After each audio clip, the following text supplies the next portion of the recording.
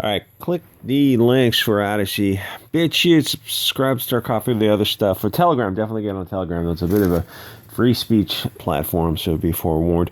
I'm following. I'm reading this, going down this rabbit hole of independent publishing and Kickstarters and crowdfunding and stuff like this, and I'm seeing a lot of authors on Twitter who are very, very upset, and I kind of understand where they're coming from, but also their solution is kind of easy. It's like men and women of a certain age, young kids trying to figure out like the dating scene.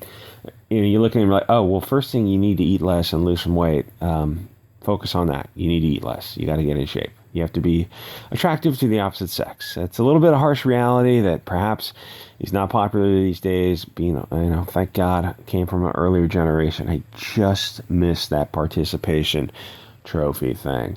So that's the first thing I tell a lot of people. Oh, you're dating. We should probably lose some weight. Just try eating less.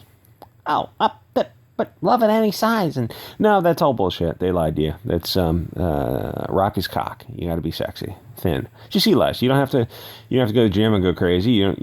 Technically you don't have to exercise, but walking. Walking is free. It's like just the price of a pair of tennis shoes, and something like a flashlight at night if you're walking. Eat less. Just eat less. That's what I tell people. So a lot of people with these Twitter, I can't believe you literally just told me. Yeah, you're eating cookies right now. It probably hit home because you're eating cookies. If you're under like 40, you should be really, really lean. Enjoy your body when you're young, and you should just be banging your partner or wife or husband as much as possible while you still can. Enjoy your body. It's, if you want a gift from the universe, gift from God, have fun with it. It's amazing when you're young. Anyway, so the kind of a similar vibe with a lot of these authors on Twitter. They've got anywhere between like 1,000 and maybe 20,000 followers on Twitter, and I'm scrolling through their posts, and they're outraged at the Germans from World War II, just kind of nonstop, or men of European descent. It's like, are they really outraged about this? Do they really believe it, or are they kind of parroting information from other people? There's one author who's wondering why she's not getting some N asterisk ZI story got published, which is funny because in this one rare exception, it literally is a story of a German POW story who, I don't know, was stationed in America or something. And it's some kind of fantasy story, some kind of romance. A little bit of a stretch for a romance, but hey, go for it.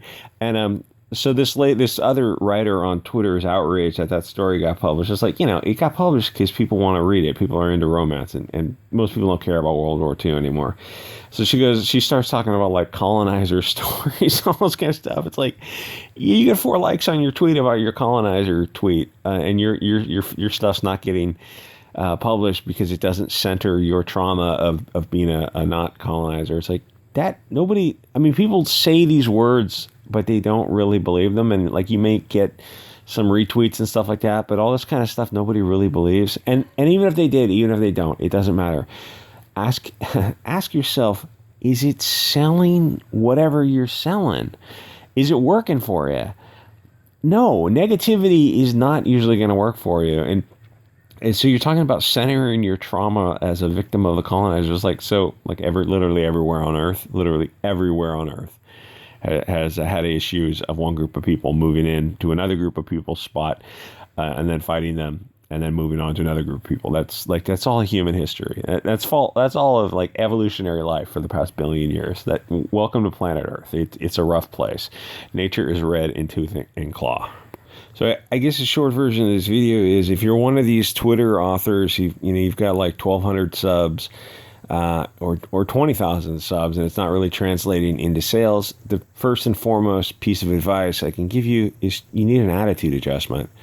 Are you there to sell your product, or are you there to fight with people of any kind of argument? I guess the same could be said for people on the right who are selling things. The thing is, there's not a lot of people on the right who are openly selling stuff on Twitter because it's a hostile environment. The most you can say is that there are neutral people who are selling successfully on social media because they know neutrality is the way to do it. Like these guys, a lot of these people are like, you look through the Twitter feeds, you go, oh, you're a fantasy author, you've got 1,200 followers and you're following 1,200 people, and you're I'm scrolling through your first couple tweets, and literally it's about the Germans from World War II, and there's like you got 2 likes on it. Why are you wasting your time with this bullshit? This is insane. You're a 40-year-old man, and you're talking about something that happened 80 years ago. Nobody gives a shit. I'm a frustrated writer. Yeah, maybe you should start selling. So the short version of this video is you got to have an attitude adjustment. It doesn't matter if you're a teenager who's looking to date. It's like, oh, yeah, you got to lose 20 pounds, eat less, start walking around the block for an hour every night. Oh, that's a bit of harsh reality. Yeah, but you're going to thank me in 20 years. It's just, I'm not going to insult you with it. It's just, eat less and start walking around. It's learn to enjoy vegetables and whatever across the board. Just eat less. I mean, there's no magic. It's chemistry 101. It's entropy and enthalpy. You have to burn more. You have to be in a negative calorie environment. You have to burn more than you consume. It will literally save you money because whatever you eat today, you're just going to eat less of it. There's no special foods. The same with these writers who are shaking, crying, and throwing up over some guy, Brandon Sanderson, who, is selling fantasy books. So what that means is he's giving people what they want. So all these other writers, why don't you just give people what they want? This is literally the guy I'm talking about. You don't seem to understand what social media is for. It's not your own private,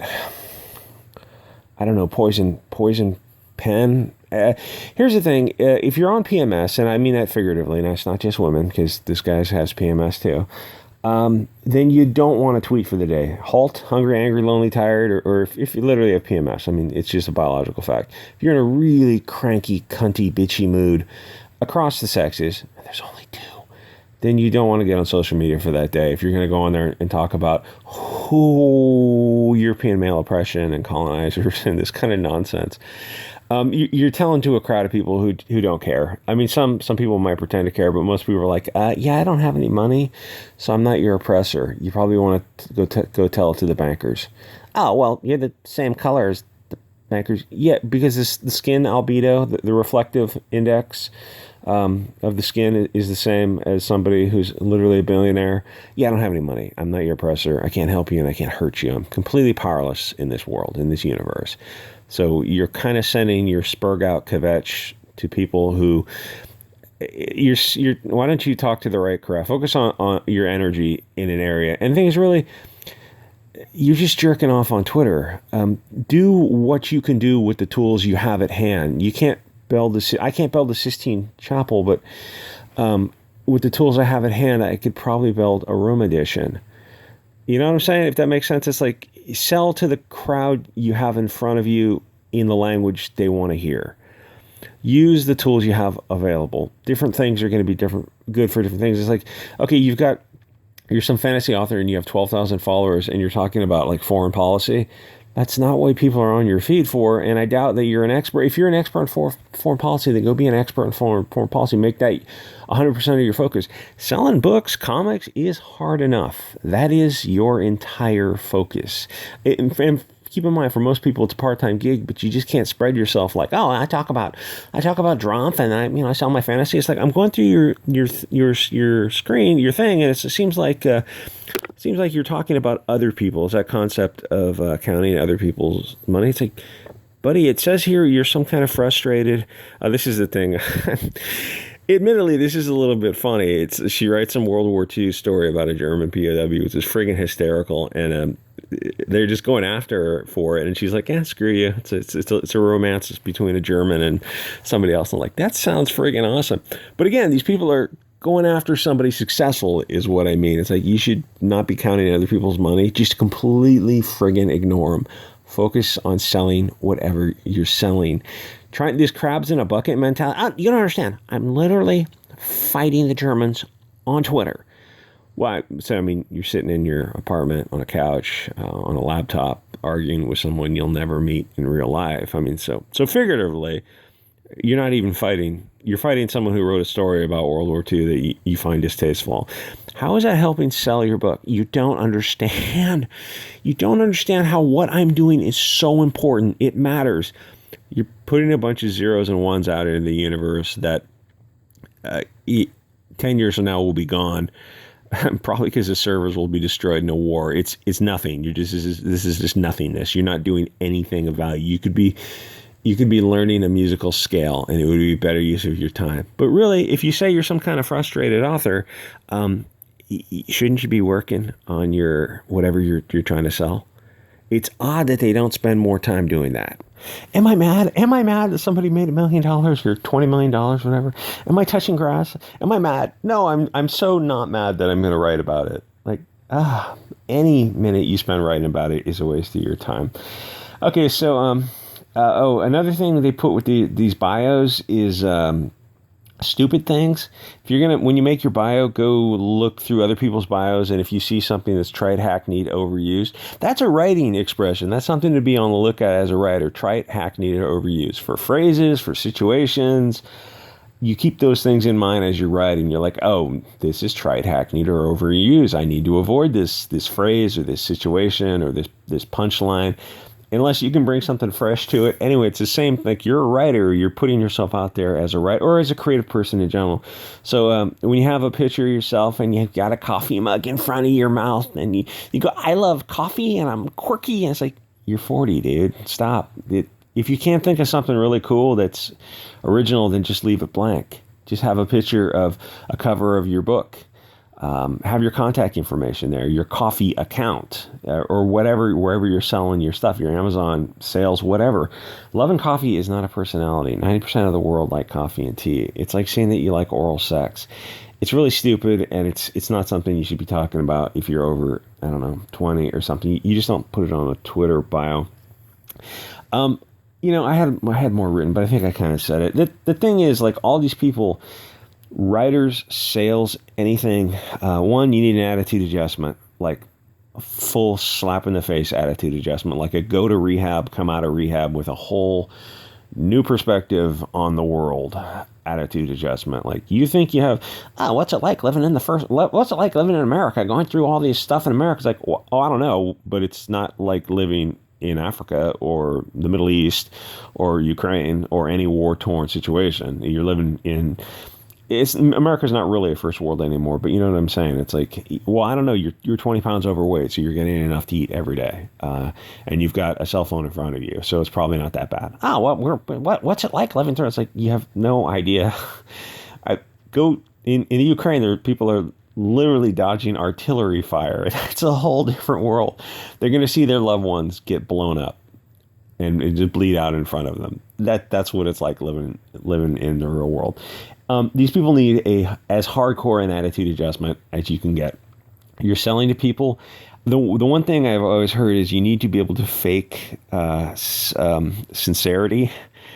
And the thing is, a lot of these people who are whinging on Twitter about this are women right in the fantasy genre. I've found like a dozen of these women who are selling fantasy, and they're whining about other people.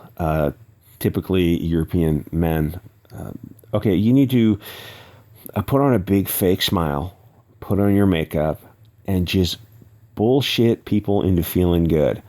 Like those fitness gurus who are doing some bullshit, like that fake smile, where it's so fake they kind of believe their own enthusiasm. It's like when you do a live stream, you put on your game face. You get pumped up, you make sure you're ready, and you get into the mood of putting on a show. That's, if you're selling something on social media, that's every day for you that you have a social media footprint. And if you're not ready to put your best face forward, then take off that day. You don't need to go out there every day and say, oh my God, Trump. Okay, so what that does is you just cut your audience in half. Oh, men. Okay, well, that limits it a little bit further. Oh, white men, oppressor, privileged colonizers, all this. Okay, well, there goes 90% of the audience. You're going to have a rough time. It doesn't matter how you feel inside. You got to put on this fake. Listen, you can be, there's grifters on the right as well. But as long as they're telling people what they want to hear, they're making really good coin, and they're getting a message out. Maybe they believe it, maybe they don't, but they're getting some message out, and they're very successfully doing it. So if you're these Twitter writer weirdos, like, you're wasting your time doing a lot of stuff on Twitter that is not translated into sales, but it might be giving you dopamine. But okay, fine, do it for a year. If you like it for a year, it's like, okay, I've got 1,200 or I've got 12,000 followers on Twitter, or Mags has got 40,000. It's like, Oh, so you're crowdfunding the rent twice over the past 5 years. So that 40,000 on Twitter didn't really. Here's the thing: 40,000 on Twitter might translate into $7,000 a year in comic sales if you're mags, or maybe more, but not a whole lot more. Where 4,000 followers on YouTube translates into like 30,000 in sales, which is a decent part-time breaking into comics gig.